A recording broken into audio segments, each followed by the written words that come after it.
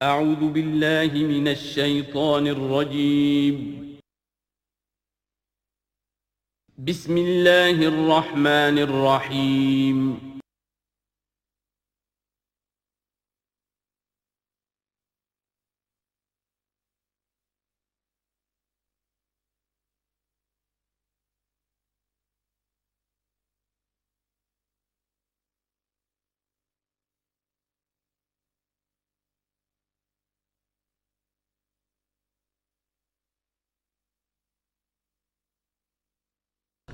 اعوذ باللہ من الشیطان الرجیم بسم اللہ الرحمن الرحیم وَلَقَدْ صَدَقَكُمُ اللَّهُ وَعْدَهُ إِذْ تَحُسُّونَهُم بِإِذْنِهِ حَتَّى إِذَا فَشِلْتُمْ وَتَنَازَعْتُمْ فِي الْأَمْرِ وَعَصَيْتُمْ مِنْ بَعْدِ مَا أَرَاكُمْ مَا تُحِبُّونَ مِنْكُمْ مَنْ يُرِيدُ الدُّنْيَا وَمِنْكُمْ مَنْ يُرِيدُ الْآخِرَةَ ثُمَّ صَرَفَكُمْ عَنْهُمْ لِيَبْتَلِيَكُمْ وَلَقَدْ عَفَا عَنْكُمْ واللہ ذو فضل علی المؤمنین صدق اللہ العظیم۔ پچھلی نشست میں ایک بات نامکمل رہ گئی تھی۔ حضور کے انتقال کے موقع پر میں نے جیسا کہ آپ کو بتایا کہ پھر حضرت ابو بکر جب تشریف لائے انہوں نے پھر خطبہ دیا، اس میں یہ آیت بھی پڑھی وما محمد الا رسول قد خلت من قبلہ الرسل افإن مات أو قتل انقلبتم على أعقابكم ومن ينقلب على عقبيه فلن يضر الله شيئا۔ لیکن اس کے ساتھ ہی پھر جو الفاظ انہوں نے خود فرمائے اپنی طرف سے وہ بہت ہی بڑے اہم الفاظ ہیں اور بڑی جو سمجھیے کہ ہمت اور جرأت کا مظہر ہے۔ من کان یعبد محمدا فإن محمدا قد مات، جو کوئی بھی بندگی کرتا تھا پوجتا تھا محمد کی وہ سن لے کہ محمد کا انتقال ہو گیا صلی اللہ علیہ وسلم۔ ومن کان یعبد اللہ فإن اللہ حی لا یموت، اور جو کوئی اللہ کی بندگی کرتا تھا اللہ کو پوچھتا تھا وہ جان رکھے کہ اللہ تعالیٰ زندہ ہے، اس پر موت وارد نہیں ہوگی۔ اب ہم آگے چل رہے ہیں وَلَقَدْ صَدَقَكُمُ اللَّهُ وَعْدَهُ۔ اب یہ جو عارضی شکست ہو گئی تھی اور مسلمانوں کو زخم پہنچی جس سے ان کے دل زخمی تھے، اس کے ضمن میں اب یہ بہت ہی قول فیصل کے انداز میں یہ آیت آئی ہے وَلَقَدْ صَدَقَكُمُ اللَّهُ وَعْدَهُ۔ دیکھو مسلمانوں، تم ہم سے کوئی شکایت نہیں کر سکتے، اللہ نے تم سے اپنا وعدہ پورا کر دیا تھا۔ اِذْ تَحُسُّونَهُم بِإِذْنِهِ، جبکہ تم انہیں قتل کر رہے تھے اللہ کے حکم سے، تہتے کر رہے تھے، فتح ہو گئی تھی، ہمارا وعدہ پورا تھا۔ حَتَّى إِذَا فَشِلْتُمْ وَتَنَازَعْتُمْ فِي الْأَمْرِ وَعَصَيْتُمْ مِنْ بَعْدِ مَا أَرَاكُمْ مَا تُحِبُّونَ، یہاں تک کہ جب تم ڈھیلے پڑے، یہاں ڈھیلے کا ترجمہ کچھ اور بھی کیا گیا ہے، میرے نزدیک تم نے ڈسپلن کو ڈھیلا کیا۔ نظم جو ہے سم و طاعت، اور سم و طاعت میں ظاہر بات ہے کہ ایک ہی شخص کی اطاعت نہیں ہوتی۔ حضور صلی اللہ علیہ وسلم کی اطاعت بھی فرض تھی، اور حضور نے کسی کو امیر مقرر کیا اس کی اطاعت بھی فرض تھی۔ آپ نے فرمایا من اطاعنی فقد اطاع اللہ، جس نے میری اطاعت کی اس نے اللہ کی اطاعت کی۔ ومن عصانی فقد عصى اللہ، جس نے میری نافرمانی کی اللہ کی نافرمانی کی۔ ومن اطاع امیری فقد اطاعنی، جس نے میرے مقرر کردہ امیر کی اطاعت کی اس نے میری اطاعت کی۔ ومن عصى امیری فقد عصانی، جس نے میرے نامزد کردہ امیر کی نافرمانی کی اس نے میری نافرمانی کی۔ تو اگرچہ حضور کے قول کی تو انہوں نے تعویل کر لی تھی کہ حضور نے تو ہم سے کہا تھا وہ شکست کی صورت میں کہ اگر ہم سب بھی اللہ کی راہ میں قتل ہو جائیں، تم دیکھو کہ چیلے اور کوے ہمارا گوشت کھا رہے ہیں، تب بھی یہاں سے مت ہٹنا۔ تو ایک تعویل ہو گئی تھی، انہوں نے جان بوجھ کر حضور کے حکم کی خلاف ورزی نہیں کی، لیکن خلاف ورزی کی ہے جو لوکل کمانڈر تھے ان کے حکم کی۔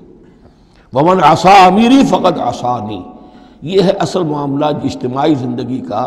جب تک ڈسپلن جماعت نہ ہو، سم و طاعت جو ہے کسا ہوا نہ ہو، نظم جو ہے پورا نہ ہو، اب وہ درجہ بدرجہ ہوگا۔ فوج کا ایک سپہ سالار ہے، لیکن پوری فوج میں پھر کوئی داہنا بازو ہے، میسرہ ہے، میمنہ ہے، قلب ہے، پیچھے ہے، ہراول دستہ ہے، ہر ایک کا ایک کمانڈر ہے۔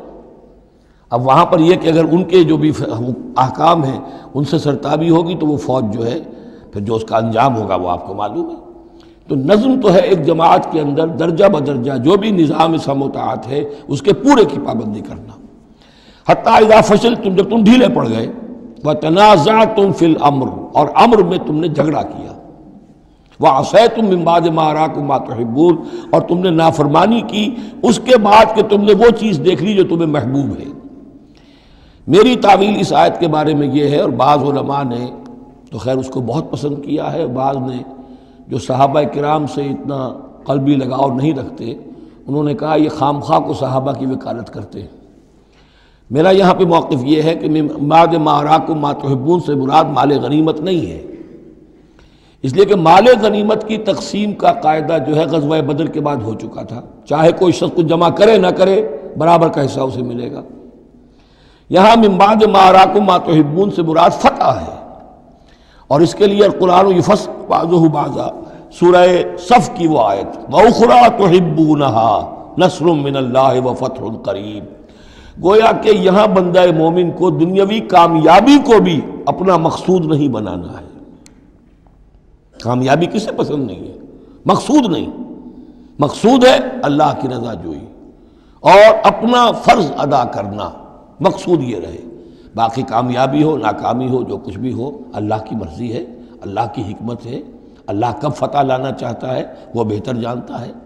تو یہاں من بعد ما اراکم ما تحبون اکثر نہیں سمجھا ہے کہ اس سے مراد ہے مال غنیمت کی طلب میں وہ وہاں پہرا چھوڑ کر چلے گئے، میرے نزدیک یہ بات صحیح نہیں ہے، یہاں پر ما تحبون سے مراد فتح ہے۔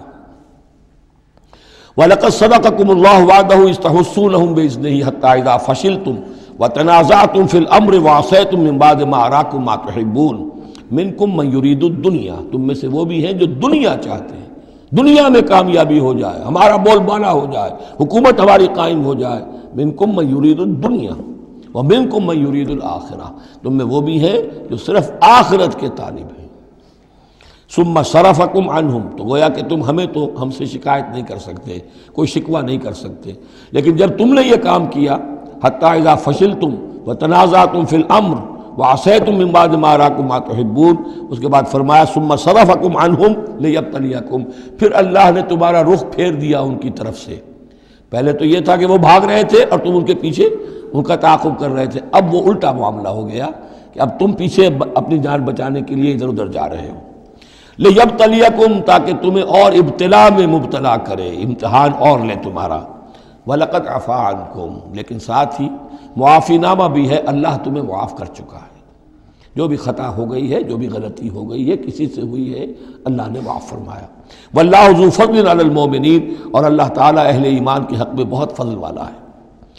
اِذْ تُصْعِدُونَ وَلَا تَلْوُونَ عَلَىٰ أَحَدٍ، جبکہ تم چڑھے جا رہے تھے پہاڑ پر، کوہ احد پر جان بچانے کے لیے، وَلَا تَلْوُونَ عَلَىٰ أَحَدٍ، اور پھر کسی کی طرف مڑ کر نہیں دیکھ رہے تھے، وَالرَّسُولُ يَدْعُوكُمْ فِي أُخْرَاكُمْ، اور رسول صلی اللہ علیہ وسلم پکار رہے تھے تمہیں تمہارے پیچھے سے۔ بھگدڑ جب مچ جاتی ہے تو صورت یہ ہو جاتی ہے۔ حضور کے گرد تو آ گیا تھا، نرغہ کر لیا گیا تھا، اور یہ کہ بعض صحابہ نے اپنے جسموں کو ڈھال کا کام، یعنی ڈھال کے طور پر استعمال کیا ہے، تب حضور صلی اللہ علیہ وسلم کو وہ بچانے میں کامیاب ہوئے ہیں۔ ویسے تو بچانے والا اللہ ہے، لیکن جو وسائل دنیاوی ہیں اس کے اعتبار سے۔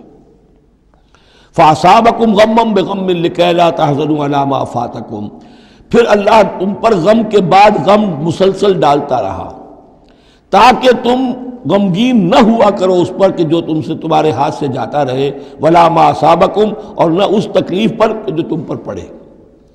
یعنی رنج سے خوگر ہوا انسان تو مٹ جاتا ہے رنج۔ آدمی کو اگر کبھی اتفاقاً ہی کوئی رنج ہوتا ہو ایک تو وہ رنج کا اثر بہت رہے گا، لیکن جب یہ ہے کہ پے بپے رنج آ رہے ہوں، اور سب سے بڑا رنج جو آیا وہ حضور کے انتقال کی خبر جب اڑ گئی تو اپنے تن بدن کا تو ہوش ہی نہیں رہا کہ کسی کو کیا زخم لگا ہوا ہے اور خود اس کا کوئی بازو کٹا ہوا ہے۔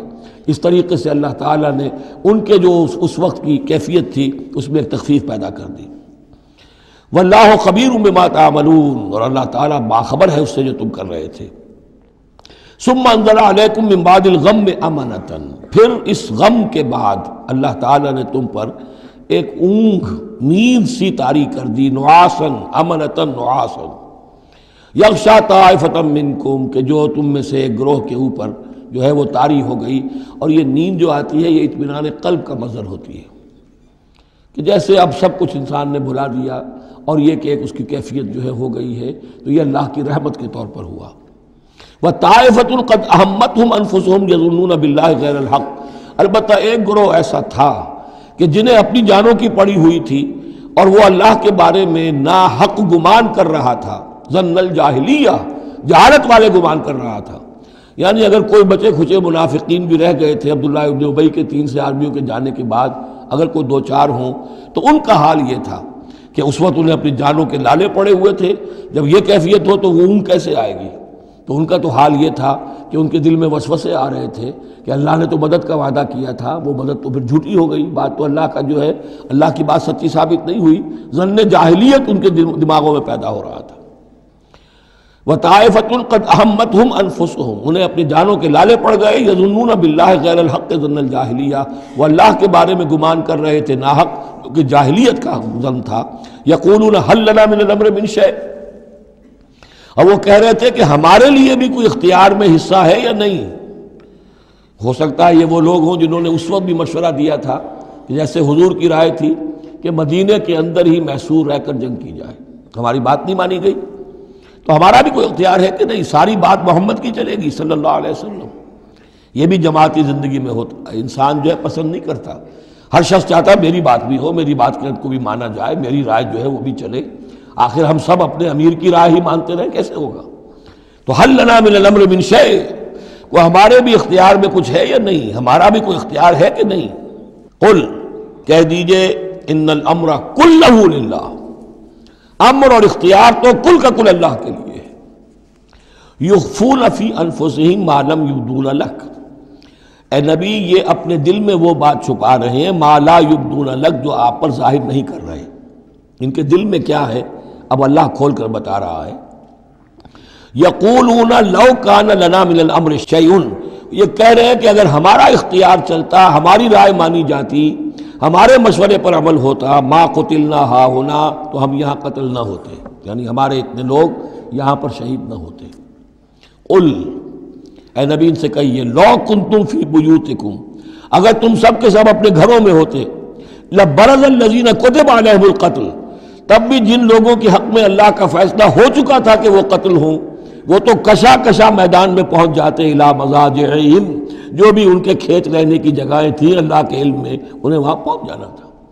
یہ تو اللہ تعالیٰ کے فیصلے ہوتے ہیں، تمہاری تدبیر سے اس کا کوئی تعلق نہیں. جن کے لیے یہ طے تھا اللہ کے علم میں، اللہ کی مشیت میں، کہ انہیں یہ جو خلعت فاخرہ ہے، شہادت کی پہنانی ہے، وہ آتے خود بخود پہنچ جاتے، گھروں سے نکل کر آتے کشا کشا. وَلِيَبْتَلِيَ اللَّهُ مَا فِي صُدُورِكُمْ، اور یہ تو اللہ تعالیٰ اصل میں جھان پھٹک کر رہا ہے جو تمہارے دلوں میں ہے، اس کی ابتلا کر رہا ہے، آزما رہا ہے. وَلِيُمَحِّصَ مَا فِي قُلُوبِكُمْ، اور تاکہ وہ بالکل پاک اور خالص کر دے جو کچھ تمہارے دلوں میں ہے. وَاللَّهُ عَلِيمٌ بِذَاتِ الصُّدُورِ، اور اللہ تعالیٰ سینوں کے اندر کی مخفی باتوں کو بھی جانتا ہے. ان الذین تولوا منکم یوم التقى الجمعان، وہ لوگ کہ جو میدان جنگ سے چلے گئے اس دن جس دن کی دو جمعیتیں ایک دوسرے کے مقابلے میں آئیں. یہ تذکرہ ہو رہا ہے کچھ ایسے حضرات کا کہ جو جنگ کی جب شدت ہوئی تو وہ جان بچانے کے لیے جیسے کچھ لوگ کوہ احد پر چڑھے تھے، وہ ذرا اس سے آگے بڑھ کر میدان ہی سے فرار کر گئے. ان میں حضرت عثمان رضی اللہ تعالیٰ عنہ کا نام بھی آتا ہے. اب وہ کیفیت ایسی اضطراری کیفیت تھی کہ اس میں کسی سے کسی ضعف کا، کمزوری کا اظہار ہو جائے تو وہ بالکل ایک قرین قیاس بات ہے. جب حضرت عمر سے اظہار ہو گیا تو اور بہرحال حضرت عثمان رضی اللہ تعالیٰ عنہ کا درجہ تو ان کے بعد ہی ہے، وہ جذبات میں آ کر تلوار چھوڑ کر بیٹھ گئے. تو اسی طرح کی بات ہے، ان الذین تولوا منکم یوم التقى الجمعان، بے شک وہ لوگ جو ہٹ گئے میدان سے، فرار کی راہ اختیار کر گئے جس دن کے دو فوجیں آپس میں لڑی. انما استزلهم الشیطان ببعض ما کسبوا، یہ اصل میں شیطان نے ان کے پاؤں پھسلا دیے تھے ان کے بعض افعال کی وجہ سے. کوئی کسی وقت تقصیر ہو گئی ہے، کوئی کوتاہی کسی وقت ہو گئی ہے، اور وہ ہر ایک سے ہو سکتی ہے، معصوم تو صرف نبی ہوتے ہیں. اس کی وجہ سے شیطان کو پھر موقع مل جاتا ہے کہ کسی موقع پر وہ اڑنگا لگا کر اس شخص کو، خواہ وہ کتنا ہی نیک ہو اور کتنا ہی صاحب رتبہ ہو، پھر یہ کہ کہیں کسی جگہ پھسلا دے. وَلَقَدْ عَفَا اللَّهُ عَنْهُمْ، اللہ انہیں معاف کر چکا ہے. یہ الفاظ بہت اہم ہیں، اس لیے کہ اہل تشیع نے اس چیز کو بہت اچھالا ہے. حضرت عثمان کی جو ہے وہ توہین کرتے ہیں اور ان کے اوپر تنقید کرتے ہیں کہ یہ تو بھاگ گئے تھے میدان جنگ سے پیٹھ دکھا کر، اب وہاں یہ بھول جاتے ہیں کہ اللہ تعالیٰ نے تو اعلان کیا ہے ان کی معافی کا، چاہے حضرت عثمان تھے یا اور بھی تھے، وَلَقَدْ عَفَا اللَّهُ عَنْهُمْ، اللہ انہیں معاف کر چکا ہے۔ اب کسی مسلمان کے لیے جائز نہیں ہے کہ ان پر زبان تان دراز کرے۔ ان اللہ غفور حلیم، یقیناً اللہ تعالیٰ معاف فرمانے والا اور حلم والا ہے، حلیم ہے۔ یا ایھا الذین آمنوا لا تکونوا کالذین کفروا وقالوا لاخوانہم اذا ضربوا فی الارض او کانوا غزا لو کانوا عندنا ما ماتوا وما قتلوا، اہل ایمان تم ان لوگوں کے مانند نہ ہو جاؤ جنہوں نے کفر کیا اور جنہوں نے اپنے بھائیوں کے بارے میں کہا جبکہ وہ تھے زمین میں سفر پر نکلے ہوئے یا کسی جہاد میں شریک تھے، اگر وہاں وہ ان کا انتقال ہو گیا، لو کانوا عندنا ما ماتوا وما قتلوا، کہ اگر ہمارے پاس ہوتے تو نہ مرتے نہ قتل ہوتے۔ ہر شخص کی موت کا وقت تو معین ہے، تمہارے جیب میں تمہاری گود میں بیٹھے ہوئے ہوں تب بھی موت آ جائے گی، چاہے وہ کہیں بڑے ہی مضبوط پہروں والے قلعوں میں ہو، موت تو وہاں بھی پہنچ جائے گی۔ تو تم ان لوگوں کی طرح کی باتیں نہ کرو، یہ تو کافروں کی طرز کی باتیں ہیں، اگر ہمارے پاس ہوتے، اگر جنگ میں نہ جاتے تو بچ جاتے، یوں ہو جاتا تو یوں ہو جاتا، یہ ساری باتیں در حقیقت جیسے ایک حدیث میں آتا ہے، حضور نے فرمایا ان کلمۃ لو تفتح عمل الشیطان، یہ لو کاش یوں ہو جاتا، کاش ایسے ہو جاتا تو یوں ہو جاتا، یہاں سے اس کلمے ہی سے شیطان کا عمل شروع ہو جاتا ہے۔ جو ہوا اس لیے ہوا کہ اللہ کو اس کا ہونا منظور تھا، اس کی حکمتیں اسے معلوم ہیں، آپ اس کی حکمت کا احاطہ نہیں کر سکتے۔ یا ایھا الذین آمنوا لا تکونوا کالذین کفروا وقالوا لاخوانہم اذا ضربوا فی الارض او کانوا غزا لو کانوا عندنا ما ماتوا وما قتلوا لیجعل اللہ ذلک حسرۃ فی قلوبہم، یہ تو اللہ تعالیٰ ان کے دلوں میں حسرت کی آگ جلا دیتا ہے، یہ بھی گویا کہ ان کے کفر کی سزا ہے۔ واللہ یحیی ویمیت، اور دیکھو اللہ زندہ رکھتا ہے اور وہی موت وارد کرتا ہے۔ واللہ بما تعملون بصیر، اور جو کچھ تم کر رہے ہو اللہ اسے دیکھ رہا ہے۔ وَلَئِن قُتِلْتُمْ فِي سَبِيلِ اللَّهِ، اگر تم اللہ کی راہ میں قتل ہو جاؤ، او متم، یا تمہارا ویسے ہی انتقال ہو جائے، موت آ جائے، او متم لمغفرۃ من اللہ ورحمۃ خیر مما یجمعون، تو چاہے اللہ کی راہ میں قتل ہو جاؤ یا ویسے موت آ جائے، اللہ تعالیٰ کی طرف سے جو مغفرت تمہیں ملے گی وہ اور رحمت ملے گی وہ کہیں بہتر ہے ان چیزوں سے جو تم جمع کر رہے ہو۔ اور 10 سال جی لیتے تو کیا کر لیتے، اور کچھ جمع کر لیتے۔ اللہ تعالیٰ نے شہادت کی موت دے دی، اس سے بڑی اور تمہارے لیے شہادت کون سی ہوگی۔ وَلَئِن مُتُّمْ أَوْ قُتِلْتُمْ لَإِلَى اللَّهِ تُحْشَرُونَ، اور چاہے تمہیں بستروں پر موت آئے، چارپائیوں پر جان نکلے، اور چاہے تم قتل ہو، ہر حال میں تمہیں بہرحال اللہ کی جناب میں جمع کر دیا جائے گا، گھیراؤ کر کے تمہارا وہاں لے جایا جائے گا، آخری منزل تو وہی ہے۔ فرق کیا ہے کہ بستر پر پڑے ہوئے دم توڑ رہے ہیں یا یہ کہ میدان جنگ کے اندر شہید ہو گئے۔ فَبِمَا رَحْمَةٍ مِّنَ اللَّهِ لِنتَ لَهُمْ، یہ آیت بھی بڑی اہم ہے سورہ مبارکہ کی۔ اجتماعی زندگی، جماعتی زندگی، جو بھی امیر ہوں، صاحب امر ہوں، جن کے پاس ذمہ داریاں ہوں، ان کے تحت ان کے ساتھی ہیں، آخر وہ انسان ہیں، ان کے بھی جذبات ہیں، ان کے بھی احساسات ہیں، ان کی عزت نفس بھی ہے، ان کے ساتھ نرمی کی جانی چاہیے، سختی نہیں۔ کوئی ملازم ہے، ملازم کے ساتھ آپ سختی کر سکتے ہیں، لیکن یہ تو والنٹیئرز ہیں، جو بھی آیا ہے، جو بھی حضور کے ساتھ تھا، کون تھا وہ؟ کوئی تنخواہ یافتہ سپاہی تو نہیں تھا، وہ کوئی مرسنریز تو نہیں تھے، یہ لوگ آئے ہیں ایمان کی وجہ سے آئے ہیں۔ اب بھی کوئی جماعت ہے، دینی جماعت بنی ہے، تو جو بھی لوگ اس میں کام کر رہے ہیں تو وہ جو ساتھی ہیں ان کے ساتھ ان کے امراء کو نرم رویہ اختیار کرنا چاہیے۔ فَبِمَا رَحْمَةٍ مِّنَ اللَّهِ لِنتَ لَهُمْ، تو یہ تو اللہ کی رحمت کی بات ہے۔ اللہ کی رحمت کا مظہر ہے نبی کہ آپ ان کے حق میں بہت نرم ہیں۔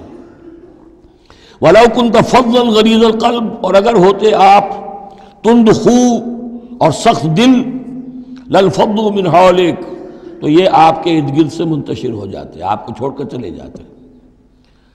کوئی کارواں سے ٹوٹا، کوئی بدگماں حرم سے، کہ امیر کارواں میں نہیں خوئے دل نوازی۔ فاعف عنہم، اب چونکہ اتنی بڑی غلطی ہوئی تھی، بہت بڑا چرکا لگ گیا تھا مسلمانوں کو، حضور سے کہا جا رہا ہے اپنے ان ساتھیوں کے بارے میں بھی اپنے دل میں میل مت آنے دیجیے۔ غلطی ہو گئی ہے، کوتاہی ہو گئی ہے، اللہ نے معاف کر دیا ہے، فاعف عنہم، تو آپ بھی انہیں معاف کر دیں۔ عام حالات میں بھی معاف کرتے رہا کریں۔ واستغفر لہم، جو خطا ہو گئی یا ہو جائے اس پر استغفار کیا کریں ان کے لیے۔ وشاورہم فی الامر، اور یہ نہ کریں کہ اب آئندہ ان کی کوئی بات نہیں سننی، نہیں، مشورے میں شامل رکھیے ان کو بھی، اور ان سے مشورہ کرتے رہا کیجیے امر میں۔ اس سے بھی باہمی اعتماد پیدا ہوتا ہے کہ ہمارا امیر ہم سے مشورہ کرتا ہے، ہماری بات کو اہمیت دیتا ہے۔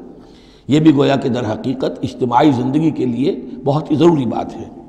فَإِذَا عَزَمْتَ، البتہ جب مشورے کے بعد آپ کا دل ٹھک جائے، آپ ایک ارادہ کر لیں، فیصلہ کر لیں، فَتَوَكَّلْ عَلَى اللَّهِ، تو اب کسی شخص کی بات کی پرواہ نہ کیجیے، پھر توکل سارا اللہ کی ذات کے اوپر۔ یعنی حضور نے مشورہ کیا تھا اس وقت، کچھ لوگوں کی رائے وہی تھی جو حضور کی رائے تھی، لیکن کچھ حضرات نے کہا کہ ہم تو کھلے میدان میں، ہم کاہے کو جان بچا کر بیٹھے ہیں یہاں پر، ہمیں تو شہادت کی موت چاہیے، شہادت مطلوب و مقصود مومن۔ تو حضور نے ان کی رعایت کی، فیصلہ کر دیا۔ اب جو فیصلہ حضور کا ہے اب اس پر توکل، اس لیے کہ اس کے فوراً بعد جب حضور حضرت عائشہ کے حجرے سے برآمد ہوئے ہیں تو خلاف معمول آپ نے زرہ پہنی ہوئی تھی، ہتھیار لگائے ہوئے تھے۔ اس سے اندازہ ہو گیا کہ معاملہ کوئی سخت ہے جو آنے والا ہے۔ تو پھر ان لوگوں نے کہا حضور ہم اپنی رائے واپس لیتے ہیں، جو آپ کی رائے اس پر عمل کر لیں۔ یہ اس کا معاملہ ہے، جب ایک فیصلہ ہو جائے تو یہ نہیں کہ اب دل میں یقین ہو جائے آدمی، ابھی ادھر ابھی ادھر، نہیں، پھر اس کے اوپر جم جائے۔ فَإِذَا عَزَمْتَ، جب آپ ایک فیصلہ کر لیں، فَتَوَكَّلْ عَلَى اللَّهِ، تو اللہ پر توکل کیجئے، ان اللہ یحب المتوکلین، یقیناً اللہ تعالیٰ توکل کرنے والوں کو پسند کرتا ہے۔ ان ینصرکم اللہ فلا غالب لکم، اے مسلمانوں دیکھو، اگر اللہ تمہاری مدد کرے گا کوئی تم پر غالب نہیں آ سکتا۔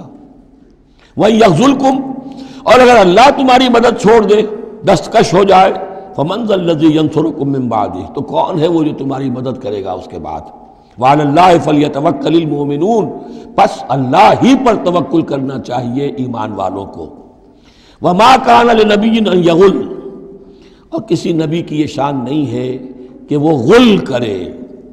اب یہ غل اور غل یہ دو الفاظ ہیں عربی زبان کے۔ عام طور پر جو غل کا لفظ آتا ہے وہ مال غنیمت میں سے کسی چیز کا چوری کر لینا، اور غل ہے دل میں کینہ ہونا۔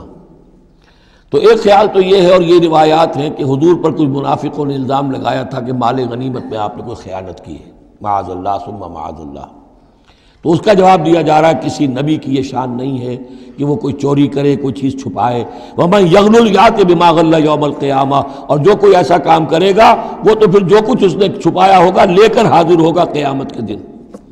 ثُمَّ تُوَفَّى كُلُّ نَفْسٍ مَا كَسَبَتْ وَهُمْ لَا يُظْلَمُونَ، پھر ہر ذی نفس کو دے دیا جائے گا۔ توفا دیکھیے، پھر وہ دیا جانا، وفا یوفی، یوفا توفا، ثم توفا کل نفس، پورا دے دیا جائے گا ہر جان کو، ما کسبت، جو کچھ اس نے کمایا ہوگا، وہم لا یظلمون، اور ان پر کوئی ظلم نہیں ہوگا۔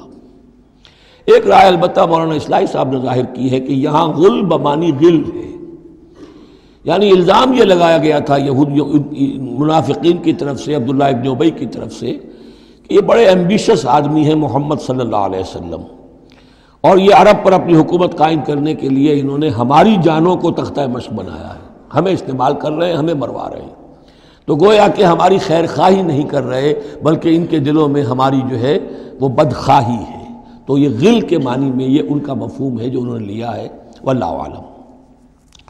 افمن اتبع رضوان اللہ کمن باء بسخط من اللہ، تو کیا بھلا وہ شخص جس نے اللہ کی رضا کی پیروی کی اس کے مانند ہو جائے گا جو اللہ کے غضب اور غصے کو کما کر لایا۔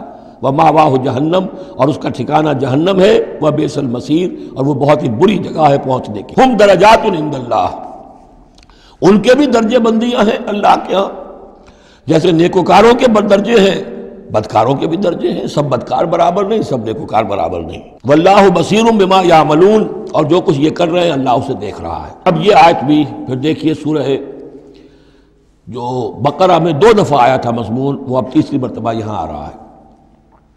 حضرت ابراہیم حضرت اسماعیل کی دعا میں مضمون آیا تھا، ربنا وبعث فیہم رسولا منہم یتلو علیہم آیاتک ویعلمہم الکتاب والحکمۃ ویزکیہم۔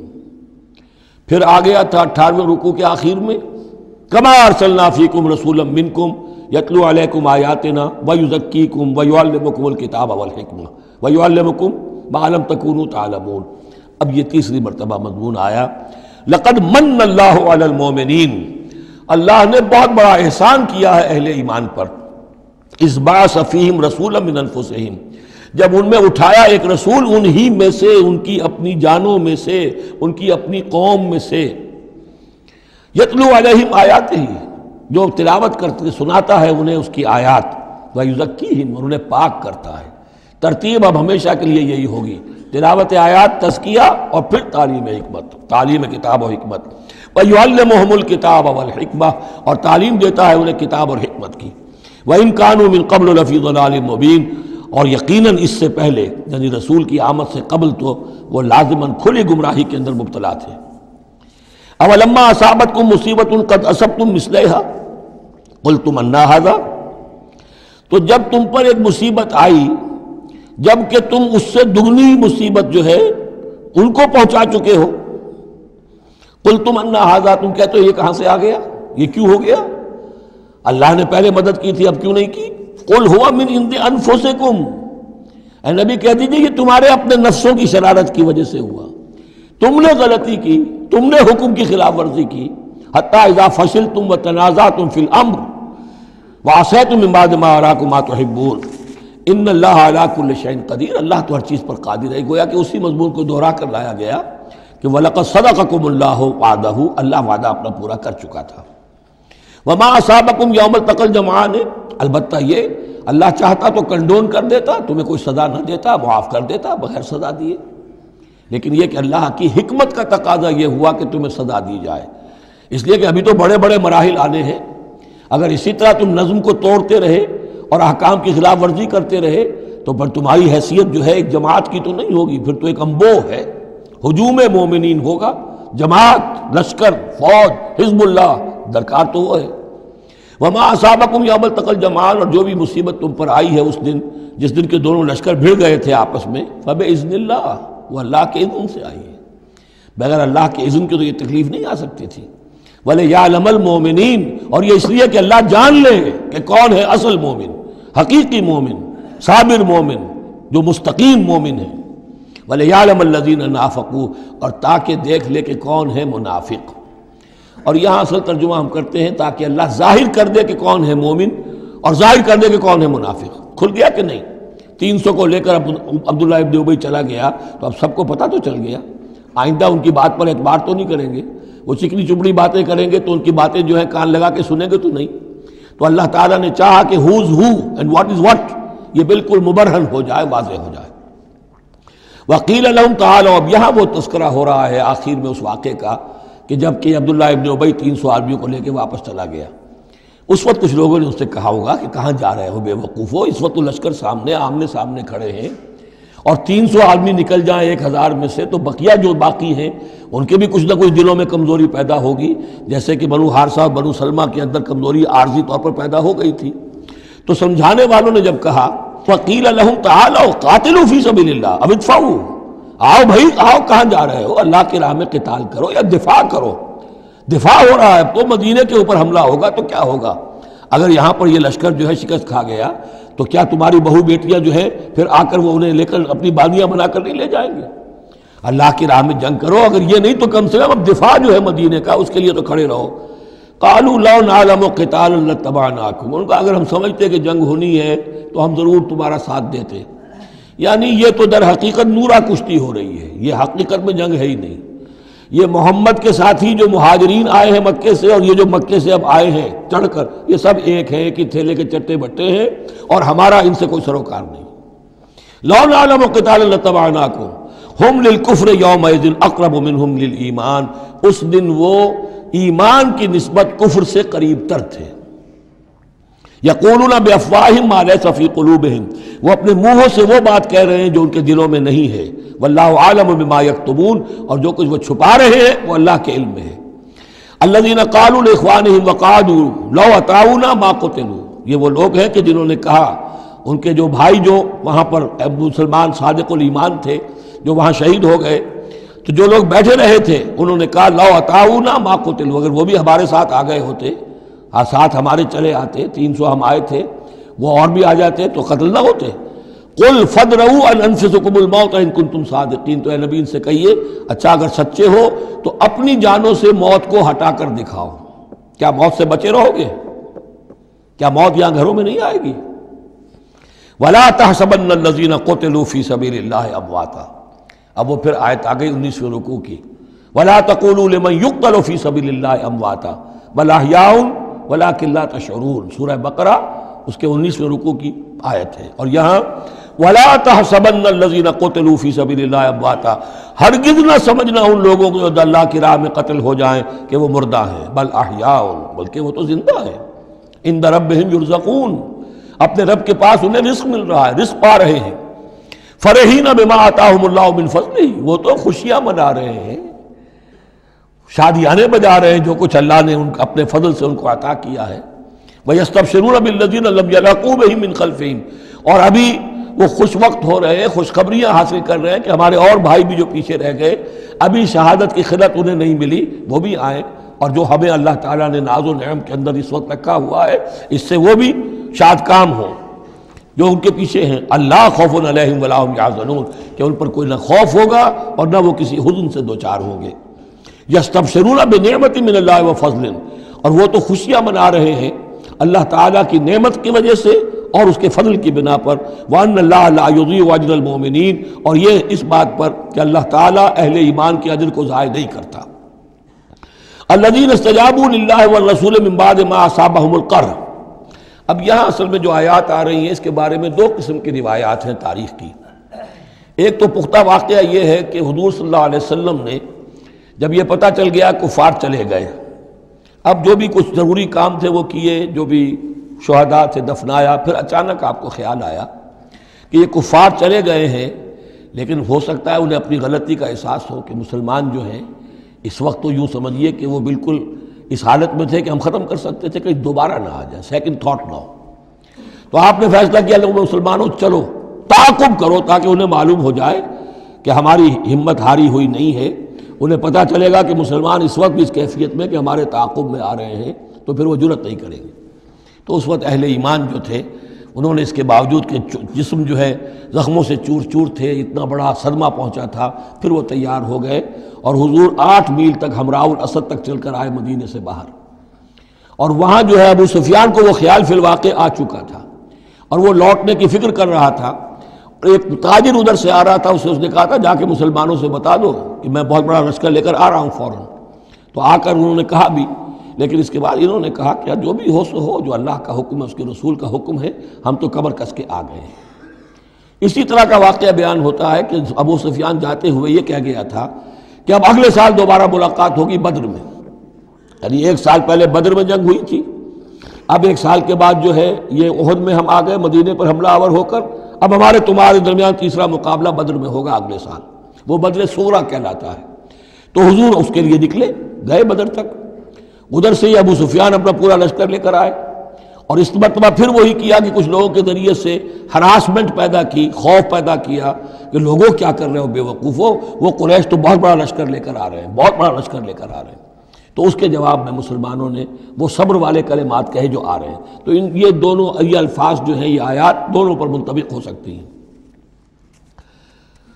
الذین استجابوا للہ والرسول من بعد ما اصابہم القرح، جن لوگوں نے لبیک کہی اللہ کی پکار پر اور رسول کی پکار پر اس کے بعد کہ انہیں چرکے لگ چکے تھے، زخم ان کے جسم زخمی تھے، للذین احسنوا منہم واتقوا اجر عظیم، یقیناً ایسے محسنین اور متقین کے لیے بہت بڑا اجر ہے۔ الذین قال لهم الناس ان الناس قد جمعوا لكم، جنہیں آ کر خبردار کیا تھا اور جن کو خوف دلایا تھا لوگوں نے کہ دیکھو لوگ بڑی جمع ہو گئے ہیں، بڑی قوت بڑی جمعیت آ رہی ہے، فخشوہم، ان سے ڈرو، فزادہم ایمانا، اس سے ان کے ایمان میں اور اضافہ ہو گیا۔ وقالوا حسبنا اللہ ونعم الوکیل، اور انہوں نے کہا اللہ ہمارے لیے کافی ہے اور اس کا سہارا سب سے اچھا سہارا ہے۔ فانقلبوا بنعمت من اللہ، ابو سفیان کو جب پتہ چلا کہ محمد تو ہمارے تعاقب میں آ رہے ہیں تو انہوں نے عافیت اسی میں سمجھی کہ وہ پھر سیدھا مکہ کی طرف رخ کر لیا، اور یہی معاملہ ہوا ہے کہ بدر صغریٰ جو دوسری مرتبہ وہ بدر میں آنے کا، جب اس نے سنا کہ محمد الرسول اللہ تو اپنے پورے ساتھیوں کے ساتھ آ گئے ہیں، تو کوئی کنی کترا کر اور طرح دے کر نکل گیا، مقابلے میں نہیں آیا۔ فانقلبوا بنعمت من اللہ، تو وہ لوٹ آئے اللہ تعالیٰ کے انعام سے، نعمت سے، وفضل، اور اس کے فضل سے، لم یمسسہم سوء، کوئی برائی ان کو مس نہ کر سکی، کوئی تکلیف نہیں پہنچی، آزمائش تھی وہ اللہ نے کر لی۔ واتبعوا رضوان اللہ، انہوں نے تو اللہ کی رضا کی پیروی کی، واللہ ذو فضل عظیم، اور یقیناً اللہ تعالیٰ بڑے فضل کا مالک ہے۔ انما ذالکم الشیطان یخوف اولیاءہ، اے مسلمانوں یہ شیطان ہے جو تمہیں ڈراتا ہے اپنے ساتھیوں سے، وہ چاہتا ہے کہ اس کے جو ساتھی کفار ہیں، حزب الشیطان ہے، وہ اس کا خوف تمہارے اوپر قائم کر دیں۔ اور ایک معنی اس کے یہ بھی لیے گئے ہیں کہ شیطان کی اس تخویف کا اثر انہی پر ہوتا ہے جو اس کے ولی ہوتے ہیں، جو اولیاء اللہ ہیں ان پر شیطان کی طرف سے اس قسم کی وسوسہ اندازی کا اثر نہیں ہوتا۔ ذالکم الشیطان یخوف اولیاءہ، وہ ڈراتا ہے تمہیں اپنے دوستوں سے، یا ڈراتا ہے اپنے دوستوں کو جو شیطان کے ساتھ رشتہ رکھتے ہیں، جو اس کی باتیں سنتے ہیں، انہی پر اثر ہوتا ہے شیطان کی طرف سے اس قسم کی وسوسہ اندازیوں کا۔ فلا تخافوہم، تو تم ان سے مت ڈرو، وخافونی، مجھ سے ڈرو، ان کنتم مؤمنین، اگر تم مومن صادق ہو۔ ولا يحزنک الذین یسارعون فی الکفر، اور اے نبی یہ لوگ جو کفر کے معاملے میں اس قدر سرگرمی دکھا رہے ہیں، بھاگ دوڑ کر رہے ہیں، وفد جا رہے ہیں ادھر سے ادھر، یہودیوں کے وفد جا رہے ہیں مکے کہ آؤ چڑھائی کرو، ہم اندر سے تمہاری مدد کریں گے۔ اب یہ جو یوں سمجھیے جسے آج کل آپ کہتے ہیں کہ بڑی ڈپلومیٹک ایکٹیویٹی ہو رہی ہے اس وقت، ادھر ادھر جو پھر رہے ہیں، تو اے نبی اس سے آپ کوئی رنجیدہ نہ ہو، کچھ نہیں ہوگا، یہ سارا جو ہے وہ سیلاب کے اوپر کا جیسے جھاگ ہوتا ہے، اس کے سوا کچھ نہیں۔ ولا يحزنک الذین یسارعون فی الکفر، جو لوگ یہ چلت پھرت دکھا رہے ہیں کفر کے لیے، اے نبی اس سے آپ رنجیدہ نہ ہوں۔ انہم لن یضروا اللہ شیئا، وہ ہرگز اللہ کو کوئی نقصان نہیں پہنچا سکیں گے۔ یرید اللہ اللہ یجعل لہم حظا فی الآخرہ، یہ تو اللہ کے اس فیصلے کا ظہور ہے کہ اللہ نہیں چاہتا کہ ان کا کوئی حصہ آخرت میں ہو۔ وَلَهُمْ عَذَابٌ عَظِيمٌ، اور ان کے لیے تو بڑا عذاب ہے۔ إِنَّ الَّذِينَ اشْتَرَوُا الْكُفْرَ بِالْإِيمَانِ لَن يَضُرَّ اللَّهَ شَيْئًا، یقیناً جنہوں نے ایمان ہاتھ سے دے کر کفر خرید لیا وہ اللہ کو کوئی نقصان نہیں پہنچا سکتے۔ وَلَهُمْ عَذَابٌ أَلِيمٌ، ان کے لیے دردناک عذاب ہے۔ وَلَا يَحْسَبَنَّ الَّذِينَ كَفَرُوا أَنَّمَا نُمْلِي لَهُمْ خَيْرٌ لِأَنفُسِهِمْ، اور نہ سمجھے یہ کافر کہ ہم جو انہیں مہلت دے رہے ہیں تو یہ ان کے لیے اچھائی کر رہے ہیں، اچھائی نہیں ہے۔ کفر کو مہلت ملتی ہے تاکہ اور بڑھ جائے، ثم ازدادوا کفرا، کفر میں اور بڑھ جائے، تاکہ وہ اور برے سے برے عذاب کے اپنے آپ کو مستحق بنا لے۔ اللہ ڈھیل دیتا ہے، لیکن یہ نہ سمجھے وہ کہ یہ ڈھیل ان کے حق میں اچھی ہے۔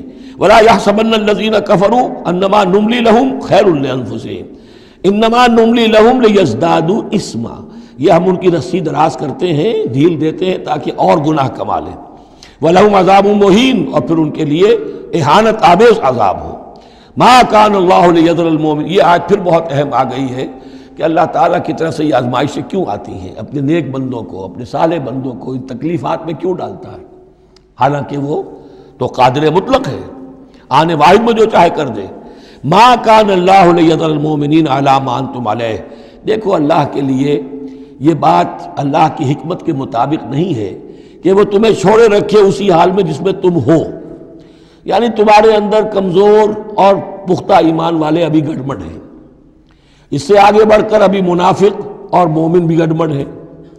یہ گڑبڑ جو جبیت تمہاری ہے، یہ آگے چل کر اگر اس کو پاک نہ کر دیا جائے، اس کے اندر سے یہ تمام ناپاک عناصر نکال نہ دیے جائیں، تو آگے کے جو اور مشکل کٹھن مقامات آ رہے ہیں، آگے تمہیں سلطنت روما سے ٹکرانا ہے، تمہیں سلطنت کسریٰ سے ٹکرانا ہے، ابھی تو یہ چھوٹی موٹی چیزیں جو ہو رہی ہیں درون ملک عرب، تو تمہارے لیے یہ ضروری ہے کہ پرج ہوتی رہے، اور وہ پرج ہوتی ہے انہی آزمائشوں کے ذریعے سے۔ ما کان اللہ لیذر المؤمنین علی ما انتم علیہ، یہ اللہ کا طریقہ نہیں ہے، سنت نہیں ہے کہ وہ تمہیں چھوڑے رکھے اہل ایمان اسی حالت میں جس پر تم ہو، حتی یمیز الخبیث من الطیب، جب تک کہ خبیث علیحدہ نہ ہو جائے طیب سے، کھل جائے۔ یہ خبثاء ہے، یہ منافقین ہیں، یہ وہ لوگ ہیں، یہ ففتھ کالمسٹ ہیں، بات واضح ہو جائے، اور صرف صادق الایمان لوگ وہ بالکل نکل کر علیحدہ ہو جائے۔ وما کان اللہ لیطلعکم علی الغیب، اور اسی طریقے سے اللہ تعالیٰ کی یہ بھی طریقہ نہیں ہے کہ غیب کی خبریں تمہیں دے، لیکن اللہ یجتبی من رسلہ من یشاء، ہاں یہ معاملہ اللہ تعالیٰ نے کہ غیب کے حالات کی اطلاع دینا یہ اپنے رسولوں کے لیے رکھا ہوا ہے، جس کو وہ چن لیتا ہے رسولوں میں سے وہ غیب کے حالات بھی بتاتا ہے۔ وہ غیب ان کو از خود معلوم نہیں ہوتا، اللہ کے بتانے سے معلوم ہوتا ہے۔ یعنی یہ کہ ان آزمائشوں میں کیا حکمتیں ہیں، کیا اس میں تمہارے لیے خیر آ رہا ہے، ہر چیز ہر ایک کو نہیں پڑھائی جائے گی بچوں کی طرح، البتہ یہ کہ یہ چیزیں ہم رسولوں کو بتا دیتے ہیں۔ فآمنوا باللہ ورسلہ، تمہارے لیے طریقہ صحیح کیا ہے؟ ایمان پختہ رکھو اللہ پر اور اس کے رسولوں پر. وَإِن تُؤْمِنُوا وَتَتَّقُوا فَلَكُمْ أَجْرٌ عَظِيمٌ، اور اگر تم یہ دو شرطیں پوری کر دو گے، ایمان میں ثابت قدم رہو گے، تقوی پر کاربند رہو گے، تو تمہارے لیے بہت بڑا اجر ہے. وَلَا يَحْسَبَنَّ الَّذِينَ يَبْخَلُونَ بِمَا آتَاهُمُ اللَّهُ مِنْ فَضْلِهِ هُوَ خَيْرًا لَّهُمْ، اسی طرح نہ سمجھے وہ لوگ کہ جو بخل کر رہے ہیں اس مال کے ساتھ جو اللہ نے انہیں دیا ہے اپنے فضل میں سے، کہ یہ ان کے لیے خیر ہے. ظاہر بات ہے جب جنگ احد کے لیے تیاری ہو رہی ہوگی، حضور نے کہا ہوگا کہ لاؤ بھائی لوگ اب کچھ پیسے دیں، کچھ مال و اسباب جمع کریں تاکہ اسباب جنگ جو ہے وہ فراہم کیے جائیں. اب جو ان میں سے غنی تھے، ان میں سے جن لوگوں نے بخل کیا، اب ان پر اشارہ ہو رہا ہے کہ انہوں نے بخل کر کے بچا لیا، وہ یہ نہ سمجھے کہ یہ کوئی اچھا کام کیا ہے. وَلَا يَحْسَبَنَّ الَّذِينَ يَبْخَلُونَ بِمَا آتَاهُمُ اللَّهُ مِنْ فَضْلِهِ، اللہ نے اپنے فضل سے انہیں جو کچھ عطا کیا ہے، اب اس میں بخل سے کام لے رہے ہیں کہ وہ ان کے لیے اچھا ہے. بل هو شر لهم، یہ ان کے لیے بہت برا ہے. سَيُطَوَّقُونَ مَا بَخِلُوا بِهِ يَوْمَ الْقِيَامَةِ، اسی مال کے توق بنا کر ان کے گردنوں میں پہنائے جائیں گے قیامت کے دن جو بخل انہوں نے کیا تھا. وَلِلَّهِ مِيرَاثُ السَّمَاوَاتِ وَالْأَرْضِ، اور آسمانوں اور زمین کی وراثت بالآخر اللہ ہی کے لیے ہے. آج یہ تمہارے پاس ہے، یہ میرے پاس ہے، بالآخر سب کچھ اللہ کے لیے رہ جائے گا. ہم نہیں ہوں گے، ہمارے بعد کسی اور کا، پھر کسی اور کا، اور پھر یہ سارا مال و اسباب ہاتھ بدلتے ہوئے بالآخر میراث تو اللہ کی ہے. وَلِلَّهِ مِيرَاثُ السَّمَاوَاتِ وَالْأَرْضِ وَاللَّهُ بِمَا تَعْمَلُونَ خَبِيرٌ، اور جو کچھ تم کر رہے ہو اللہ اس سے باخبر ہے. یہاں وہ 18 رکوع مکمل ہو گئے، 6 رکوع جو غزوہ احد کے بیان میں تھے. اب 2 کنکلوڈنگ رکوع ہے اس سورہ مبارکہ کے. لَقَدْ سَمِعَ اللَّهُ قَوْلَ الَّذِينَ قَالُوا إِنَّ اللَّهَ فَقِيرٌ وَنَحْنُ أَغْنِيَاءُ، اللہ نے سن لی ہے بات، قول ان لوگوں کا جو یہ کہتے ہیں کہ اللہ فقیر ہے، ہم غنی ہیں. ان میں منافقین بھی شامل ہو سکتے ہیں اور یہودی بھی. جب حضور کہتے تھے اللہ تعالیٰ کو ضرورت ہے قرض حسنہ دو، تو گویا کہ اللہ تو فقیر ہوا، پھر محتاج ہوا. ہم غنی ہیں، ہمارے پاس دولت ہے. سَنَكْتُبُ مَا قَالُوا، ہم لکھ لیں گے جو کچھ انہوں نے کہا ہے. بڑا غصہ ہے اس کے اندر. ہم لکھ لیں گے جو کچھ انہوں نے کہا ہے. فوراً تو نہیں پکڑتے، لیکن ایک وقت آئے گا کہ جس دن انہیں اپنے اس قول کی پوری جو ہے اس کی سزا مل جائے گی. اور صرف یہی نہیں، قتلہم الانبیاء بغیر حق، اور جو نبیوں کو یہ قتل کرتے رہے ناحق. وَنَقُولُ ذُوقُوا عَذَابَ الْحَرِيقِ، اور ہم کہیں گے کہ اب چکھو مزہ اس جلا دینے والے سلگتی ہوئی آگ کا. ذَلِكَ بِمَا قَدَّمَتْ أَيْدِيكُمْ، اور یہ سب کچھ ہے تمہارے اپنے ہاتھوں نے جو آگے بھیجا ہے. وَأَنَّ اللَّهَ لَيْسَ بِظَلَّامٍ لِّلْعَبِيدِ، اور اللہ تو اپنے بندوں کے حق میں ہرگز ظالم نہیں ہے. الَّذِينَ قَالُوا إِنَّ اللَّهَ عَهِدَ إِلَيْنَا، یہ گویا کہ پھر یہود کی طرف رخ ہو گیا ہے، جیسا کہ اس صورت میں پہلے تھا. اس رکوع میں 19ویں میں جو لوگ یہ کہتے ہیں کہ اللہ نے ہم سے ایک عہد لے لیا تھا، اللہ نؤمن لرسول حتی یاتینا بقربان تاکلہ النار، کہ ہم کسی رسول پر ایمان نہ لائیں جب تک کہ وہ ایسی قربانی پیش نہ کرے جسے آگ کھا جائے. یہ ابتدائی زمانے میں جیسا کہ میں نے عرض کیا تھا، عہد طفولیت تھا نوع انسانی کا، تو خرق عادت چیزیں بہت ہوتی تھی. ان میں سے ایک بات یہ بھی تھی یہود کے ہاں ابتدائی دور میں کہ اگر کوئی شخص قربانی پیش کرتا ہے اللہ کی جناب میں، کوئی بچڑا اس نے ذبح کیا، پیش کر دیا، اللہ کے لیے صدقہ کیا، نذر کیا ہے، تو آسمان پر سے ایک آگ اترتی تھی جو اسے بھسم کر دیتی تھی. یہ علامت ہوتی ہے اس کی کہ یہ قربانی قبول ہو گئی. جیسے حابیل اور قابیل کے قصے میں ہے کہ دونوں نے کچھ پیش کیا، قربا قربانا فتقبل من احدہما ولم یتقبل من الآخر، ایک کی قبول ہو گئی دوسری کی نہیں ہوئی. پتہ کیسے چلا؟ آپ اگر قربانی کرتے ہیں عید الاضحیٰ میں، کس کی قربانی قبول ہوئی کس کی نہیں ہوئی کیا پتہ، یہ تو اللہ ہی جانتا ہے. لیکن پہلے ایسی علامات حسی ہوتی تھی کہ پتہ چل جاتا تھا یہ قربانی اللہ نے قبول کر لی. تو اسی کے لیے انہوں نے کہا کہ ہم سے تو عہد لے لیا تھا اللہ نے کہ ہم کسی رسول کو جب تک کہ وہ یہ معجزہ نہ دکھائے اس وقت تک نہیں مانیں گے. تو اگر محمد رسول ہے تو یہ معجزہ دکھائیں. یہ تھی بات جس کا جواب دیا جا رہا ہے. قُلْ قَدْ جَاءَكُمْ رُسُلٌ مِّن قَبْلِي بِالْبَيِّنَاتِ، اے نبی ان سے کہیے تمہارے پاس مجھ سے پہلے بہت سے رسول آئے واضح معجزوں کے ساتھ، وَبِالَّذِي قُلْتُمْ، اور وہ معجزہ بھی انہوں نے دکھایا جو تم کہہ رہے ہو. فَلِمَ قَتَلْتُمُوهُمْ، پھر تم نے انہیں کیوں قتل کیا؟ ان کنتم صادقین، اگر تم سچے ہو. فَإِن كَذَّبُوكَ، پھر اے نبی اگر وہ آپ کو جھٹلا دیں، فَقَدْ كُذِّبَ رُسُلٌ مِّن قَبْلِكَ، تو یہ آپ ہی کے ساتھ معاملہ نہیں ہوا، آپ سے پہلے بھی جو رسول تھے انہیں جھٹلایا گیا. گویا کہ یہ تو اس راستے کی ایک عام جو ہے وہ تجربہ ہے جو آپ کو بھی کرنا پڑے گا جو اس سے پہلے نبیوں کے ساتھ ہوا ہے. جاؤ بالبینات، وہ بھی آئے تھے واضح نشانیاں لے کر، واضح معجزات کے ساتھ، والزبر، اور صحیفے لے کر، والکتاب المنیر، اور روشن کتاب لے کر۔ کل نفس ذائقۃ الموت، ہر ذی نفس کو موت کا مزہ چکھنا ہے، ایک دن تو موت آ جائے گی۔ وَإِنَّمَا تُوَفَّوْنَ أُجُورَكُمْ يَوْمَ الْقِيَامَةِ، اور دوسری بات، تمہیں لازماً تمہارے اجر پورے پورے دے دیے جائیں گے۔ انما توفون اجورکم یوم القیامہ، قیامت کے دن۔ فمن زحزح عن النار، تو جو کوئی بچا لیا گیا جہنم سے، آگ سے، وادخل الجنہ، اور داخل کر دیا گیا جنت میں، فقد فاز، وہ کامیاب ہو گیا۔ اللہم ربنا اجعلنا منہم، اللہم ربنا اجعلنا منہم، وما الحیات الدنیا الا متاع الغرور، اور نہیں ہے دنیا کا یہ سارا ساز و سامان مگر دھوکے کی ٹٹی، دھوکے کا سامان۔ اب وہ آیت آ گئی جو سورہ بقرہ کے 19ویں رکوع میں آئی تھی، وَلَنَبْلُوَنَّكُمْ بِشَيْءٍ مِّنَ الْخَوْفِ وَالْجُوعِ وَنَقْصٍ مِّنَ الْأَمْوَالِ وَالْأَنفُسِ وَالثَّمَرَاتِ، صرف یہ کہ صیغہ بدلا ہوا ہے، یہاں مجہول کا صیغہ ہے۔ لَتُبْلَوُنَّ فِي أَمْوَالِكُمْ وَأَنفُسِكُمْ، اے مسلمانوں دوبارہ کان کھول کے سن لو، تمہیں لازماً آزمایا جائے گا، تمہارے مالوں میں بھی اور تمہاری جانوں میں بھی۔ وَنَقْصٍ مِّنَ الْأَمْوَالِ وَالْأَنفُسِ وَالثَّمَرَاتِ، یہ آنا ہے، کان کھول کر سن لو۔ یہ پھولوں کی سیج نہیں ہے، یہ کانٹوں بھرا بستر ہے۔ جنت لینی ہے تو یہ نہیں ٹھنڈے ٹھنڈے اور بغیر تکلیفیں اٹھائے تمہیں جنت مل جائے گی۔ ام حسبتم ان تدخلوا الجنہ ولا تسمعن من الذین اوتوا الکتاب من قبلکم ومن الذین اشرکوا اذًا کثیرا، اور تمہیں لازماً سننی پڑیں گی ان لوگوں سے بھی کہ جنہیں تم سے پہلے کتاب دی گئی تھی، اور ان مشرکین سے بھی اذًا کثیرا، بڑی تکلیف دہ باتیں سننی پڑیں گی۔ سنو اور صبر کرو، جیسے حضور سے ابتدا میں کہا گیا تھا وَاصْبِرْ عَلَىٰ مَا يَقُولُونَ وَاهْجُرْهُمْ هَجْرًا جَمِيلًا، جو کچھ یہ کہہ رہے ہیں سنیے اور صبر کیجیے۔ اور ہمیں خوب معلوم ہے، کسی نے آ کر کہہ دیا مجنون ہے، کسی نے کہہ دیا شاعر ہے، کسی نے کہا ساحر ہے، کسی نے کہا مسحور ہے۔ وَلَقَدْ نَعْلَمُ أَنَّكَ يَضِيقُ صَدْرُكَ بِمَا يَقُولُونَ، اے نبی ہمیں خوب معلوم ہے کہ جو کچھ یہ کہہ رہے ہیں، جو کچھ آپ کو سننا پڑ رہا ہے ان کی زبانوں سے، اس سے آپ کا سینہ بھیجتا ہے، آپ کو تکلیف پہنچتی ہے، لیکن صبر کیجیے۔ وہی بات ہے جو کہی جا رہی ہے مسلمانوں سے۔ وَإِن تَصْبِرُوا وَتَتَّقُوا فَإِنَّ ذَلِكَ مِنْ عَزْمِ الْأُمُورِ، اور اگر تم صبر کیے رہو گے، ثابت قدم رہو گے اور تقویٰ کی راہ اختیار کیے رکھو گے، فَإِنَّ ذَلِكَ مِنْ عَزْمِ الْأُمُورِ، تو یہ بڑے ہمت کے کاموں میں سے ہے۔ وَإِذْ أَخَذَ اللَّهُ مِيثَاقَ الَّذِينَ أُوتُوا الْكِتَابَ، اور یاد کرو جب کہ اللہ نے جن کو کتاب دی تھی ان سے ایک قول و قرار لیا تھا، ایک میثاق لیا تھا، لَتُبَيِّنُنَّهُ لِلنَّاسِ وَلَا تَكْتُمُونَهُ، تم لازماً اسے واضح کرو گے لوگوں کے لیے، چھپاؤ گے نہیں۔ تم نے علم کو چھپا لیا، علم تو عام کرنے کی شے ہے۔ لَتُبَيِّنُنَّهُ لِلنَّاسِ وَلَا تَكْتُمُونَهُ، اسے چھپاؤ گے نہیں۔ فَنَبَذُوهُ وَرَاءَ ظُهُورِهِمْ، اس عہد کو انہوں نے اپنی پیٹھوں کے پیچھے پھینک دیا۔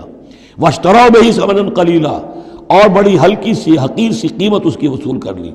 فَبِئْسَ مَا يَشْتَرُونَ، تو بہت ہی بری شے ہے جو وہ حاصل کر رہے ہیں، جو چیز انہوں نے قبول کی ہے۔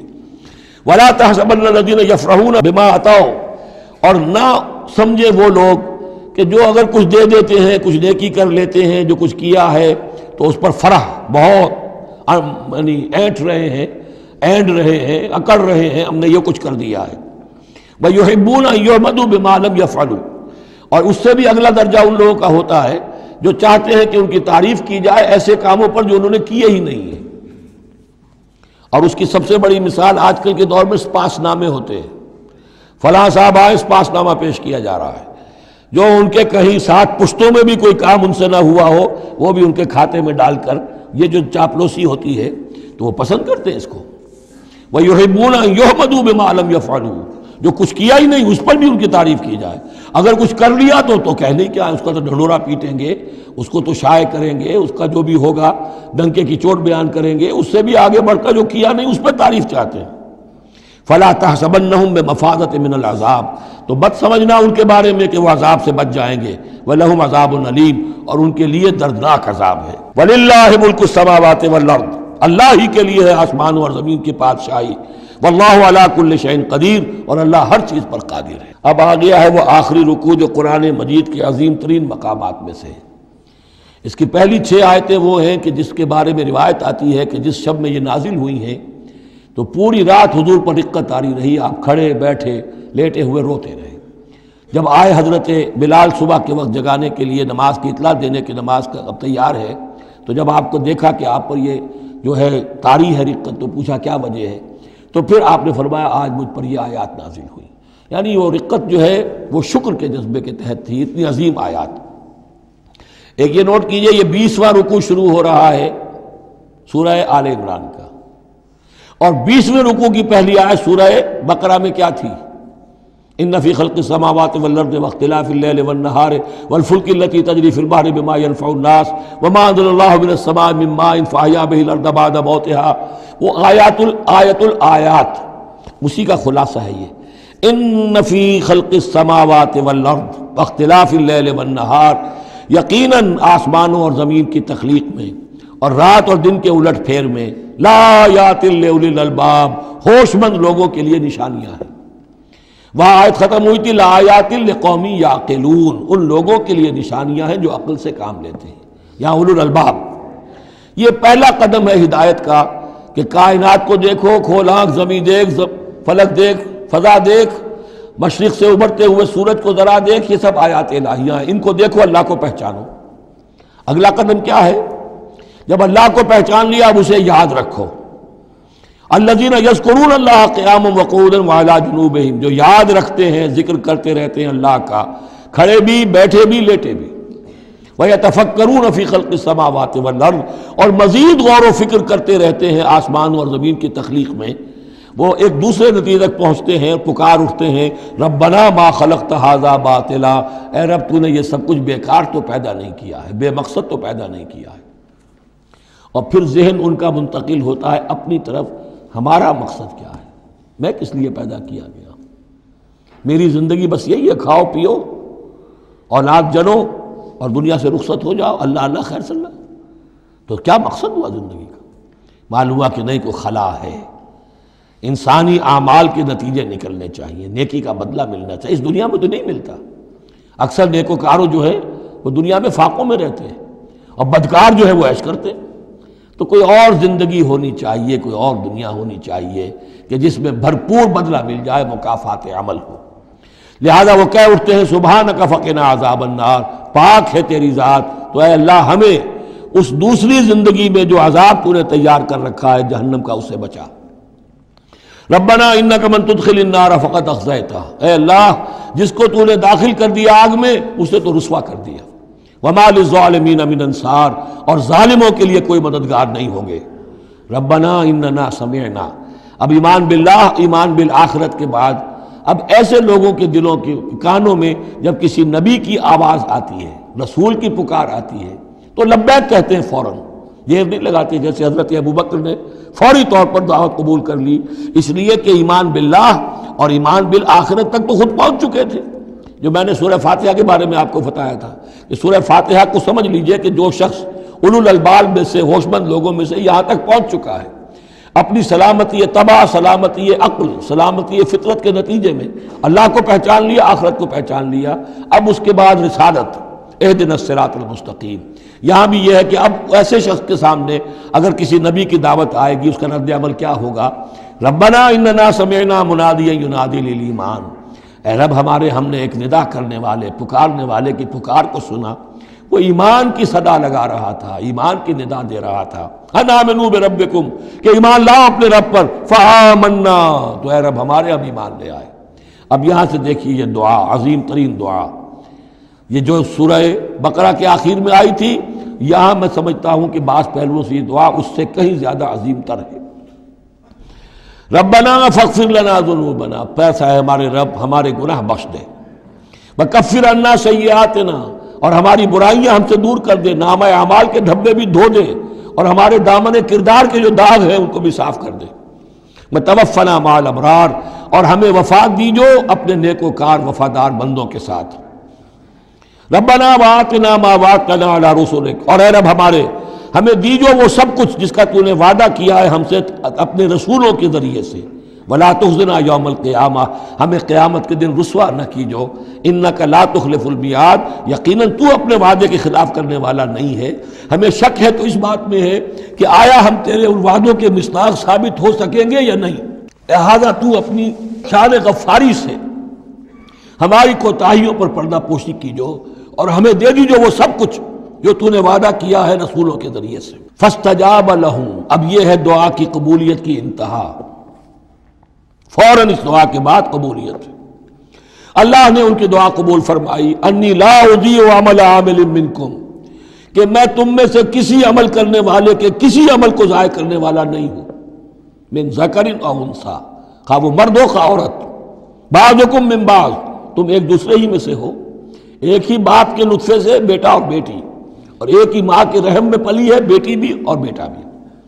فالذین ہاجروا، تو میرے وہ بندے اور اے میرے وہ بندوں جنہوں نے یہ کام کیے میرے لیے، فالذین ہاجروا، جنہوں نے ہجرت کی، وَأُخْرِجُوا مِن دِيَارِهِمْ، جو اپنے گھروں سے نکال دیے گئے، وَأُوذُوا فِي سَبِيلِي، جنہیں میری راہ میں ایذائیں پہنچائی گئیں، وَقَاتَلُوا، اور انہوں نے میری راہ میں جنگ کی، وَقُتِلُوا، جانیں بھی دے دی، قتل ہو گئے، لَأُكَفِّرَنَّ عَنْهُمْ سَيِّئَاتِهِمْ، کوئی شک ہی نہیں، لازماً میں ان سے ان کی برائیوں کو دور کر دوں گا، ان کے نامہ اعمال میں کوئی دھبے ہوں گے انہیں بھی دھو دوں گا، وَلَأُدْخِلَنَّهُمْ جَنَّاتٍ تَجْرِي مِن تَحْتِهَا الْأَنْهَارُ، اور لازماً داخل کروں گا انہیں ان باغات میں جن کے نیچے نہریں بہتی ہیں، ثوابا من عند اللہ، اور یہ بدلہ ہوگا اللہ کے پاس سے، واللہ عنده حسن الثواب، اور یقیناً اچھا بدلہ اللہ ہی کے پاس ہے۔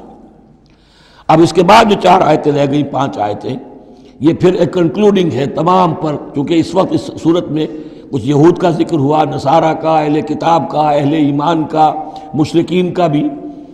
لا یغرنک تقلب الذین کفروا فی البلاد، اے نبی صلی اللہ علیہ وسلم، یہ کافر جو بھاگ دوڑ کر رہے ہیں ادھر سے ادھر ادھر سے ادھر، اور سازشیں کر رہے ہیں اور جمعیتیں فراہم کر رہے ہیں اسلام کو ختم کرنے کے لیے، اس سے آپ دھوکے میں نہ آئیں، ان کی طاقت کے بارے میں کہیں آپ مروب نہ ہو جائیں۔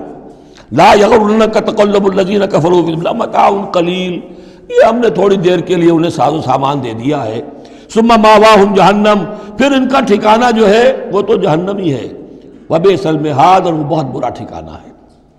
لیکن الذین اتقوا ربہم، اس کے برعکس جن لوگوں نے اللہ کا اپنے رب کا تقوی اختیار کیا، لہم جنات تجری من تحتہا الانہار خالدین فیہا، ان کے لیے باغات ہوں گے جن کے دامن میں ندیاں بہتی ہوں گی، ان میں وہ ہمیشہ ہمیشہ رہیں گے، نزلا من عند اللہ، اور یہ بھی ابتدائی مہمان نوازی ہوگی اللہ کی طرف سے، نزل، وما عند اللہ خیر للابرار، اور مزید جو اللہ کے پاس ہے وہ بہت بہتر ہے نیکوکار لوگوں کے لیے۔ یہ نوٹ کر لیجئے، جو میں نے وہ حدیث کے الفاظ بار بار سنائے کہ جنت کی اصل نعمتیں وہ ہے ما لا عین رات ولا اذن سمعت وما خطر علی قلب بشر، یہ جو کچھ قرآن میں ذکر ہے یہ نزل ہے، ابتدائی مہمان نوازی ہے۔ وَإِنَّ مِنْ أَهْلِ الْكِتَابِ لَمَنْ يُؤْمِنُ بِاللَّهِ وَمَا أُنزِلَ إِلَيْكُمْ، اور اہل کتاب میں وہ بھی ہیں، اچھے لوگ بھی ہیں جو ایمان رکھتے ہیں اللہ پر بھی، وما انزل الیکم، اور اس پر بھی جو تم پر نازل کیا گیا، وما انزل الیہم، اور اس پر بھی جو ان کی طرف نازل کیا گیا، خاشعین للہ، ان کے دلوں میں اللہ کا خوف ہے، عجز کرتے ہیں، عاجزی اور تواضع برتتے ہیں، لا یشترون بآیات اللہ ثمنا قلیلا، وہ اللہ کی آیات کو حقیر سی قیمتوں پر فروخت نہیں کرتے، اولئک لہم اجرہم عند ربہم، یقیناً ایسے لوگوں کا اجر ان کے رب کے پاس محفوظ ہے، ان اللہ سریع الحساب، یقیناً اللہ تعالی حساب لینے میں دیر نہیں لگاتا۔ آخری آیت پھر بہت جامع ہے، یا ایھا الذین آمنوا، اہل ایمان، اصبروا، صبر کرو، وصابروا، صبر میں اپنے دشمنوں سے بڑھ جاؤ۔ مصابرت جو ہے باب مفاعلہ، اس میں مقابلہ آتا ہے، ایک تو ہے صبر کرنا، ایک صبر وہ بھی تو کر رہے ہیں نا، ان یمسسکم قرح فقد مس القوم قرح مثلہ، تمہیں چرکا آج لگا ہے، 1 سال پہلے انہیں چرکا لگا تھا، 70 مارے گئے تھے، اور وہ 1 سال کے اندر پھر آگے چڑھائی کر کے، تو تم اپنا دل جو ہے غمگین کر کے کیوں بیٹھے ہوئے ہو؟ تو تمہیں تو ان سے بڑھ کر صبر کرنا ہے، ان سے بڑھ کر قربانیاں دینی ہے، تبھی تو تم در حقیقت اللہ تعالیٰ کے صحیح وفادار ثابت ہوگے۔ یا ایھا الذین آمنوا اصبروا وصابروا ورابطوا، رابطوا مرابطہ جو ہے پہرے کو بھی کہتے ہیں، اور یہ کہ ربط، نظم، ڈسپلن، مضبوط، مربوط، وہ جو آیا حتی اذا فشلتم وتنازعتم فی الامر، تم نے ڈھیلا کیا اپنا نظم، تم نے جو ہے وہ سم و طاعت کے اندر کمی کی، لہذا تمہارے اوپر یہ اللہ تعالیٰ کی طرف سے صدا آ گئی۔ یا ایھا الذین آمنوا اصبروا وصابروا ورابطوا، اہل ایمان صبر پر جاگزی رہو اور صبر کے مقابلے میں دوسروں سے آگے نکل جاؤ، ورابطوا اور مربوط رہو، واتقوا اللہ لعلکم تفلحون، اور آخری اور اہم ترین چیز اللہ کا تقوی اختیار کیے رکھو تاکہ تم فلاح پاؤ۔ یہ سب کچھ کرو گے تو فلاح ملے گی، ایسے ہی گھر بیٹھے فلاح نہیں ملتی۔ بارک اللہ لی ولکم فی القرآن العظیم ونفعنی وإیاکم بالآیات والذکر الحکیم۔